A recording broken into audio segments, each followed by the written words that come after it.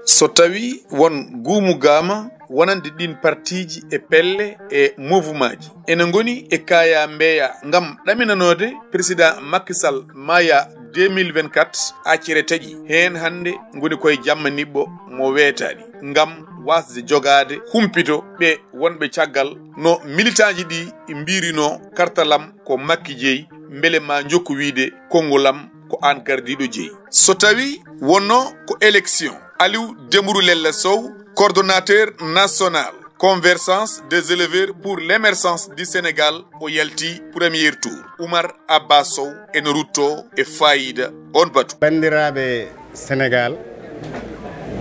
min calmani on min juurima on no mbiruɗa ni hande ko poccital ngal ganduɗa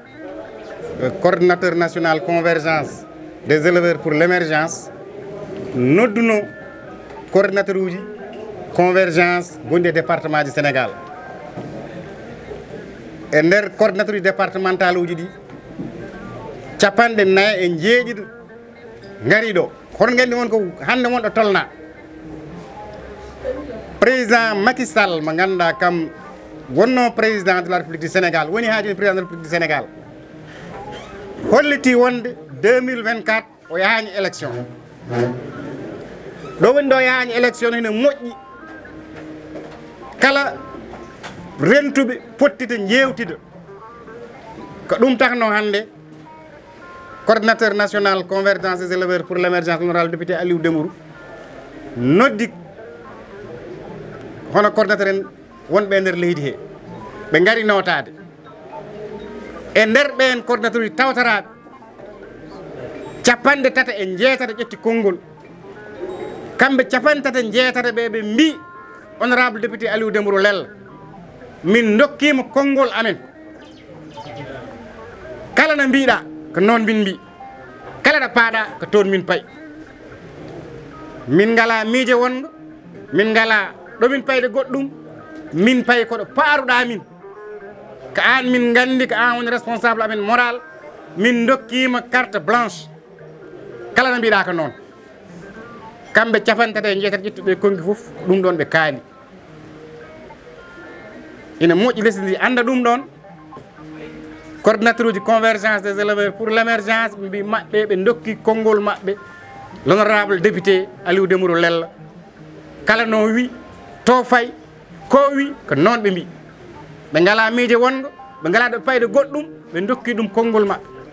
Ce que nous voudrons vous dire, la rencontre d'aujourd'hui, elle a été conviée par le coordinateur national de la convergence des éleveurs pour l'émergence, l'honorable député Aliou Dembourou. Comme vous le savez, le président Macky Sall a pris une décision historique pour dire qu'il s'arrête, qu'il n'est pas candidat en 2024. Pour ce faire, l'ensemble des acteurs, l'ensemble des mouvements sont en train de prendre position. C'est ainsi, sur les 47 coordinateurs de la convergence des éleveurs pour l'émergence qui sont présents aujourd'hui ici au siège de la convergence, 38 ont pris parole pour dire qu'ils ont donné carte blanche au coordinateur de la convergence, l'honorable député Aliou Dembourou Lella, sur le choix qu'il va porter. Ils ont donné leur choix au coordinateur de la convergence, l'honorable député Aliou Dembourou Lella. C'est à lui de prendre des orientations et de dire voilà la personne que nous soutenons. Voilà l'économie de cette rencontre, mesdames, messieurs. Assalamu alaikum. La convergence des éleveurs pour l'émergence du Sénégal. Si tout l'honorable député Aliou Dembourou Sow, qui est convergence des éleveurs pour l'émergence du Sénégal, xamni moy sam yi ngank kurelu Sénégal kurelu éleveur APR yi don mouvement fi ci biir Sénégal honorable jité ko tay nak dañ fi dajé won ñun coordinateurs yi ñu woté les 46 départements. Sur les 46 départements, 38 ont été présents. Ci 38 yoy ñun ñëpp ñu jël suñu kaddu jokkool l'honorable député Aliou Dembourou Sow ne ko koo xalaat comme son excellence le président Macky Sall nee na gunge na Sénégal ba heure bi fii lay arrêté 2024 du présenté wu tey nag ñun benn njiit la ñu am muy ci élevage muy élevage bu mu mënta doon muy l'honorable député Aliou Dembourou Sow Aliou fu mu ñu wax fa la ñuy jëm ñun ñëpp jox nañ ko suñu kàddu te niñ ko joxee suñu kàddu gestuñu xooluñu dañoo ànd ak moom ci ngor mu defal ñu yëfu ngor ñu koy delloo ngor bi mu ñu jox moom lañ koy delloo di ko sant di ko gërëm di delloowaat sàmm yëpp cant ak ngërëm parce que dara yombul Sénégal nga jël lépp luy sàmm jox ko benn nit ñu ne kii moo ko jiite kii lañ am yaakaar ci moom muy l'honorable député Aliou Dembourou di jàppale sàmm Sénégal yëpp boo gisee ñu jox ko suñu kàddu c'est pas pour un rien Aliou Dembourou dafa jël élevage développement fu mu nekkoon point mort mu jël élevage yóbbu ko surtout la région de Dakar yóbbu ko foo xam ne kenn xamu ko grâce à son excellence le président Macky Sall ci ay orientation laa wax Aliou Dembourou fii la race améliorée nagu local yi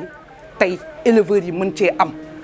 ñu indi woon 300 nag yoo xam ne ce sont des jeunistes lépp ci nguuru Macky Sall lañ ko gisee Aliou Dembourou nag lii moo tax ñu jox ko ñun suñu kaddu ñu ngi koy sant di ko gërëm sant bu amul app sant bu amul dent